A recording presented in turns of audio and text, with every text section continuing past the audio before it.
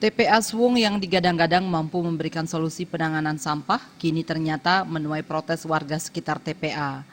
Warga sekitar TPA mengeluhkan bau busuk akibat sampah di TPA Swung yang tidak jelas pengelolaannya. Efek yang paling dirasakan warga sekitar TPA selain bau busuk adalah banyaknya lalat yang berterbangan dari TPA Swung hingga ke rumah warga sekitar, sehingga warga yang mempunyai usaha kuliner paling merasakan dampaknya. Ketika angin berhembus membawa aroma busuk sampah, para pengunjung rumah makan di sekitar TPA satu persatu beranjak pergi atau memilih membungkus makanannya karena tidak kuat menghirup bau tumpukan sampah. Selain usaha kuliner yang terganggu, sektor lain seperti usaha jasa pengiriman paket pun terganggu dengan bau busuk TPA Swung. Kerap kali ketika malam datang, ketika para pekerja sibuk membereskan paket-paket, bau menyengat dari TPA Swung sangat mengganggu.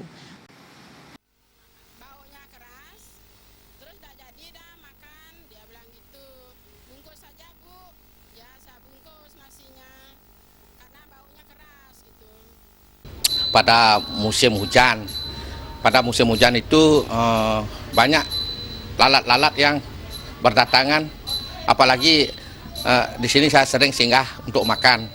Sering saya lihat nyamuknya ini lalat-lalat hijau tuh yang besar-besar. Bau sampahnya ya kayak itu loh, menyengat sekali. Itu apalagi ada embusan angin dari selatan, keras sekali menyengatnya gitu, Pak. Himbauan saya, tolong